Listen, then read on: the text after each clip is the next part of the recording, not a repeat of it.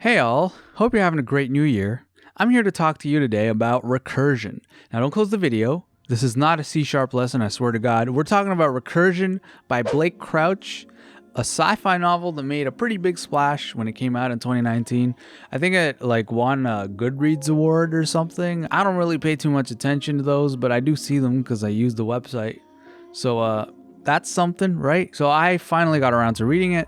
Although I have read Dark Matter by Blake Crouch, so I did have some idea of what to expect even before I read this book. Let's get into it. So Dark Matter is a pretty interesting book because it has a very, very strong concept. Like probably one of the stronger concepts that I've ever read in a novel, but is let down by really weak execution in my opinion. The characters are bland and flat, and the story as a whole just feels kind of underwritten. The world feels underdeveloped. That might sound a little bit vague, but I'll explain more because unfortunately Recursion has a lot of the same problems, and so I'll talk about the problems with this book, and a lot of them also apply to Dark Matter.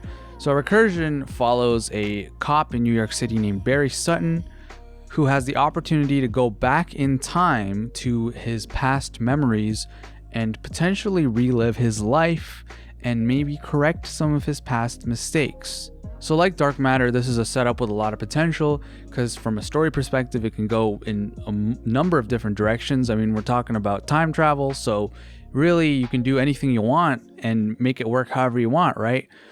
And it also has a lot of potential from a character development point of view because the journey that Barry goes on is a journey that you can imagine having a massive effect on any human being, and seeing how they grow and change over the course of that journey is interesting. Just conceptually, it's interesting, it's intriguing. But unfortunately, it doesn't really work. It's paper thin. The characters, not just Barry, but really the whole cast, they just don't have any personality. They're just bland devices for the story, which can work. For example, Foundation by Isaac Asimov is one of the most well-respected sci-fi novels of all time, and the characters in that are even thinner than in this book. But novels like that work, in my opinion, because they kind of skirt the necessity for character writing altogether. Books like Dark Matter and Recursion are ostensibly about one person's journey through this wild conceptual ride, but it fails at telling that story in a way that actually evokes any emotion within the reader. It's two very different approaches to storytelling that we're talking about. Now, to be fair, this is a pretty short book. You know, there are other books that have utilized similar concepts like 11/22/63 by Stephen King.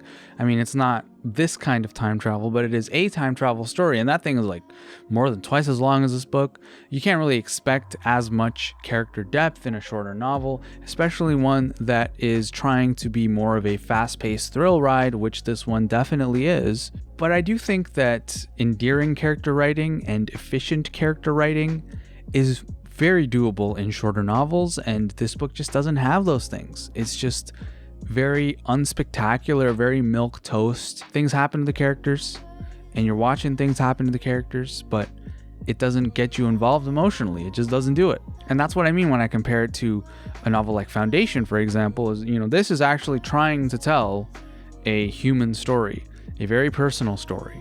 It's supposed to be a personal journey, but it just doesn't do the legwork to get you to care about the characters. Now, the concept of the story is still interesting, and the actual direction it goes in is still pretty interesting, to be fair, but it has a couple of problems. I mentioned earlier that Dark Matter felt pretty underwritten, and this novel does too, and that's problem number one. It feels like the skeleton of a novel without the details filled in. Now, this does have some crossover with the character writing, which is underwhelming and also has a lack of personality and detail, but it's not just limited to the character writing. The novel collectively just feels like a skeleton. There's no sense of place established in any of these scenes and locations. There's no sense of, perspective of where we are. There's no real world building or environment building in the prose. It's just very bare bones. And as far as the actual events of the story go, while they are creative and interesting on a conceptual level, the execution feels like it's kind of rushed. We don't have any time to feel the impact of any particular event before we move on to the next thing. I mean, there's so many long montages covering vast periods of time in this novel that I just don't feel like I ever really got my feet settled in one place. And I feel it's important to mention this drawback, or at least something that I believe is a drawback about this novel, because a lot of the time we talk about bad pacing and it just means slow pacing, you know? People are like, oh yeah, this book has horrible pacing because it's a little bit uneven maybe, you know, there's some parts that are too slow for their own good. Usually those are the parts that people have a problem with. But this is an example of a story that I think is too fast for its own good. It doesn't take the time to tell the story it wants to tell effectively. I get that Blake Crouch is intentionally going for that. He doesn't want to write a 700-page novel. He wants to write something short and tight and concise that has an interesting concept and goes at a breakneck pace. And I respect and appreciate that, but it's just the execution that is lacking. You can have a story that is fast-paced and hooks you with its concept and still has endearing characters, or at least better characters than this, and still has a sense of place established within the prose. I don't think that it is a complete trade-off where you can only have one or the other. I understand that this is completely a matter of taste though, and for some people, the absolute breakneck pace of this novel is going to be a massive positive. I mean, it won some awards, I guess, and it has a pretty good rating, so I can only imagine that a lot of people really love that about it. Now, the other problem that I have with the concept of the story and the direction it goes in, and this might be a little bit controversial, but I think that it has simply been done better already. This novel genuinely feels like it has been lifted from the anime/visual novel Steinsgate. Steinsgate is one of the best anime of all time and definitely one of my favorites. Now, if you haven't seen it or read the novel, basically how it goes is a bunch of high school kids who do science experiments accidentally discover a microwave that can send text messages back in time. It sounds stupid, but I promise it's amazing. Now, it is different in its initial concept in that one of them is sending text messages back in time, and in this novel, the mechanism of the time travel is by sending people back in time through their memories. But if you have seen Steinsgate, you know that it goes in some pretty wild directions as it progresses, and it ends up having a lot of beats that are almost identical to Recursion, but obviously Recursion came out way later, so I guess Recursion ended up being almost identical to Steinsgate. I mean, seriously, even the ending is almost exactly like the ending in Steinsgate, to the point where I was floored, because there is a scene towards the end of the book where one of the characters uses the phrase world lines to refer to something time travel related. And Steinsgate, literally the entire mechanism of Steinsgate's time travel is based on the concept of world lines, using that exact phrase. We call these world lines. World line. The world line. When a world line shift, a world line in which... Like, I'm not trying to accuse anyone of plagiarism, but that is very on the nose. And you know, maybe Mr. Crouch was unintentionally influenced by Steinsgate when writing this story, and it ended up coming out a lot more directly than he intended. I don't know, but it's just been done better because Steinsgate is ostensibly the far better story. It's a slower burn, but that is to its benefit because the character writing is incredible, while Recursion has bland, paper-thin characters that things just happen to when you don't care about. Steinsgate has some of the most likable and iconic characters in all of anime. It has incredible direction. Every single thing about it is done meticulously and with intent.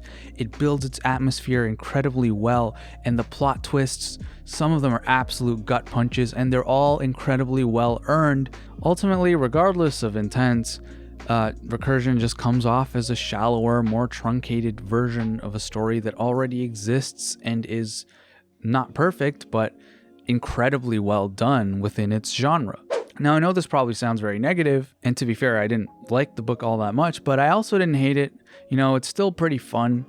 It's got like a cool concept, right? And a lot of things happen, and you're gonna want to know what happens next. It'll get you to turn the page, and it'll get your interest at least. So you got to give it credit for that, right? Ultimately, it held my interest till the end. There was no point at which I was like, you know what, this sucks, I'm gonna stop.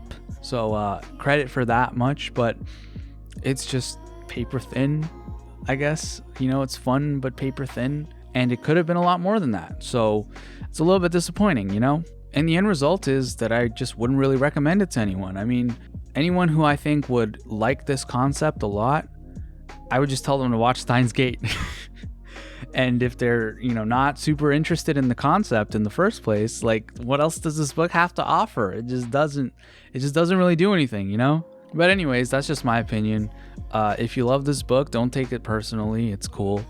Everyone has their own preferences, but feel free to let me know what you liked about it. If you also weren't a huge fan of this book, like me, then maybe we got some similar taste. Feel free to check out my other videos and see if there's anything else that we have similar tastes on. So yeah, I hope 2021 treats you all well. Hopefully the vaccine comes in hot and we can start going outside again, because goddamn, am I getting stir crazy. See you later.